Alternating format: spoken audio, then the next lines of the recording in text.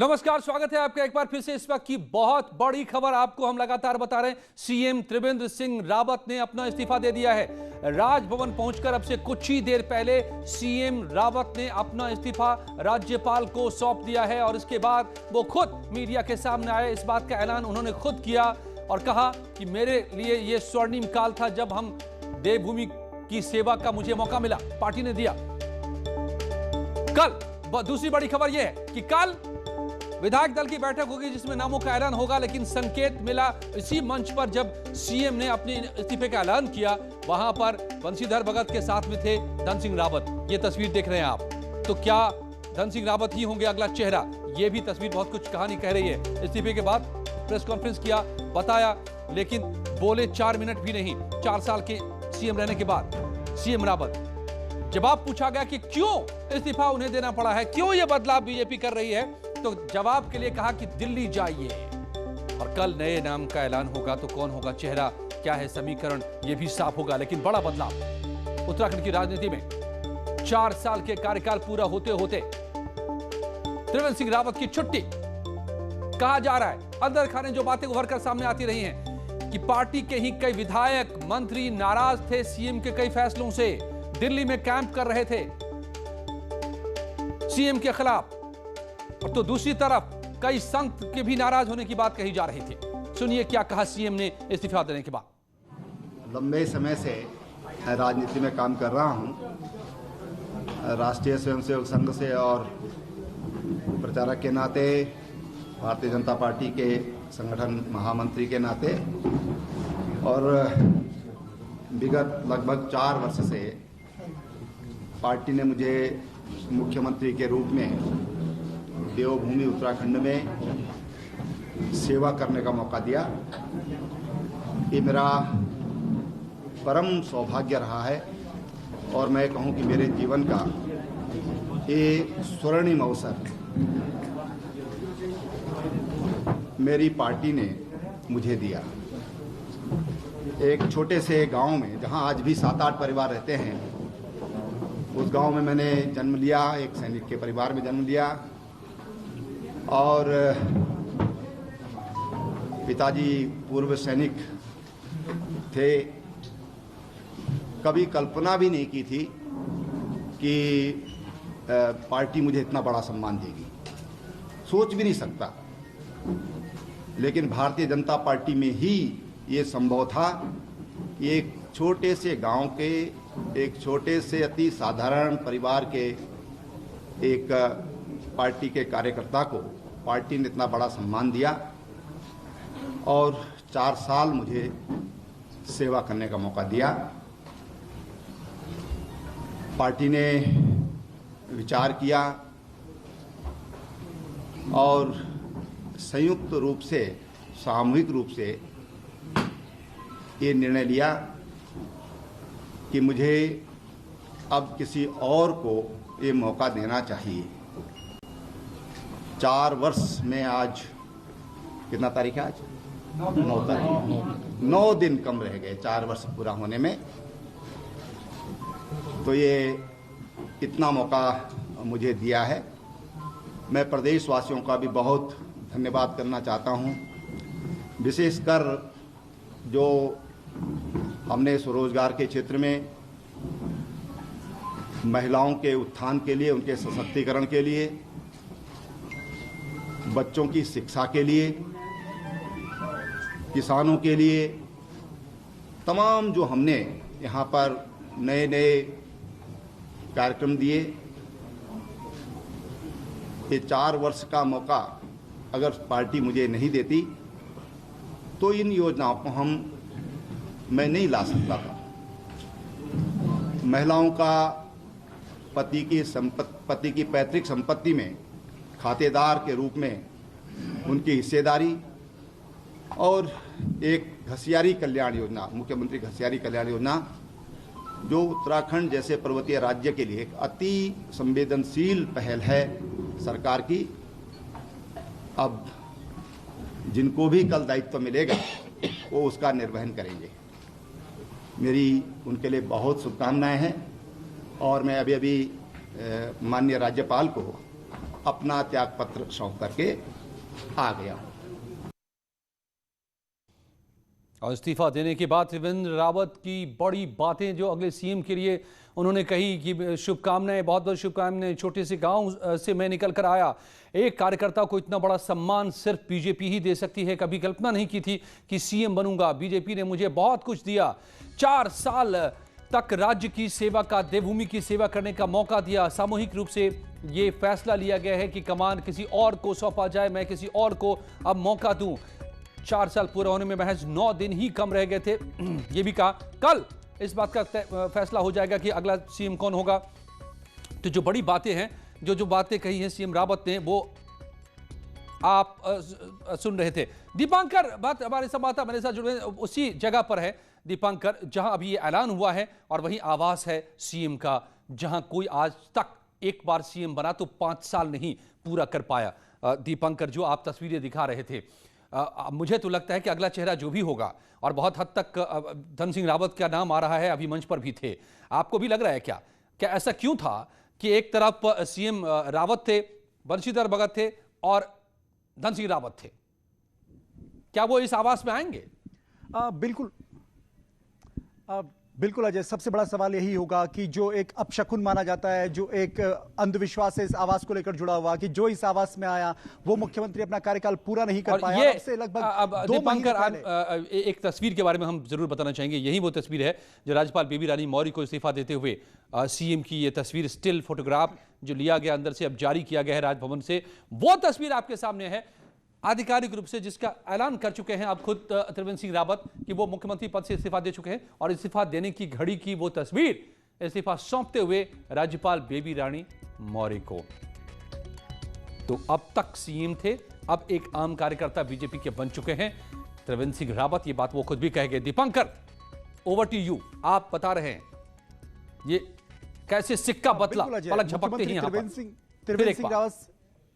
बिल्कुल बिल्कुल, जब 18 मार्च 2017 को जब शपथ ग्रहण हुआ था तो मुख्यमंत्री परेड ग्राउंड में थे और प्रधानमंत्री नरेंद्र मोदी शपथ ग्रहण में आए थे, और उस शपथ ग्रहण में नरेंद्र मोदी ने कोई शब्द नहीं कहा। सिर्फ जब सीढ़ियों से नीचे उतरे परेड ग्राउंड की तो मुख्यमंत्री के कंधों को थपथपाया था, पीठ पर हाथ मारा था, और उस वक्त यह सोचा गया था कि त्रिवेंद्र सिंह रावत 5 साल का कार्यकाल पूरा करेंगे। लेकिन रुखसदी इस तरीके से होगी, यह शायद सियासत में ही मुमकिन है, और कहीं ऐसी रुखसदी होती रही कि 4 दिन में 4 घंटे भी आपको सोचने का मौका नहीं मिला और पूरी तस्वीर यहां पर बदल गई। और जो सीएम हाउस जो उत्तराखंड का है, जिसे खूबसूरत मुख्यमंत्री आवास मुख्यमंत्री त्रिवेंद्र सिंह रावत ने कहा, 2 महीने पहले इसी सीएम हाउस के लॉन में मैंने उनसे पूछा था कि क्या सर आप 5 साल कंप्लीट करेंगे, क्योंकि कोई भी मुख्यमंत्री इस आवास में 5 साल टिक नहीं पाया। तो उनका छूटते ही जवाब यह था कि मैं 4 साल ही नहीं 5 साल भी कंप्लीट करूंगा। लेकिन हुआ कुछ और 4 दिन में पूरी सियासत बदल गई। अपने 4 साल कंप्लीट होने के 9 दिन पहले मुख्यमंत्री इस सीएम हाउस से रुखसत हो चुके हैं, रुखसत हो जाएंगे, क्योंकि अब पद वो छोड़ चुके हैं, अब वो इस पद में मुख्यमंत्री नहीं है। लेकिन सबसे बड़ा सवाल अजय ये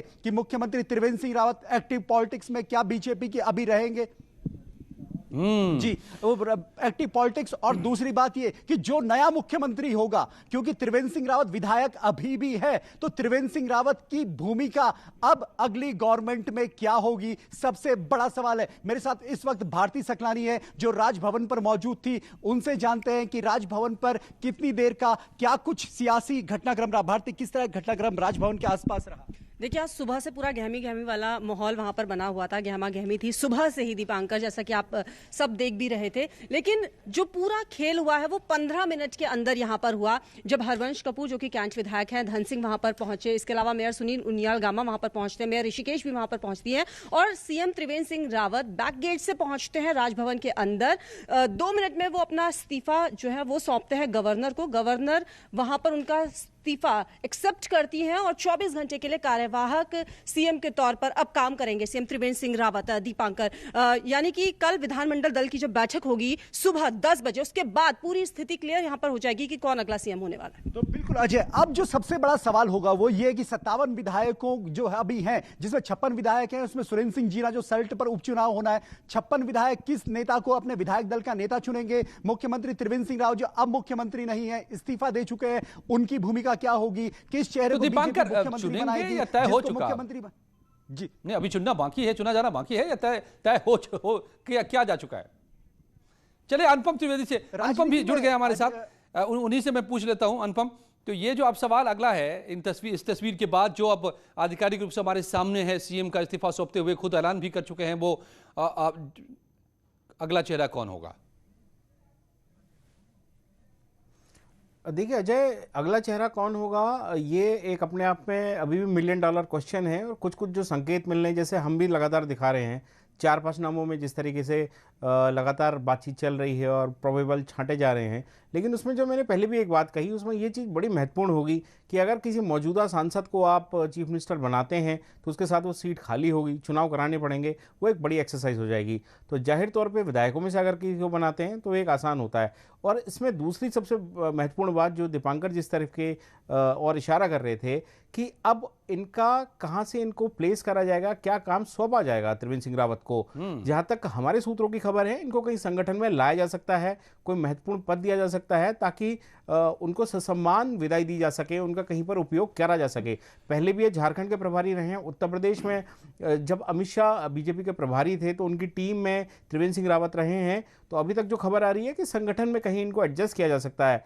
एक और बात मैं अजय जोड़ना चाहूंगा, ये पूरे घटनाक्रम में आप ये एक बड़ा महत्वपूर्ण डेवलपमेंट है कि 2014 में जब एनडीए की सरकार आई थी देश में, प्रधानमंत्री नरेंद्र मोदी प्राइम मिनिस्टर बने थे, उसके बाद से जो जितने स्टेटों में बीजेपी की गवर्नमेंट आती गई, आज हम 2021 में हैं, तो इतने सालों में जहां भी बीजेपी की गवर्नमेंट आई, ये पहला मौका है जब किसी राज्य में बीजेपी ने अपने चीफ मिनिस्टर को रिप्लेस किया है।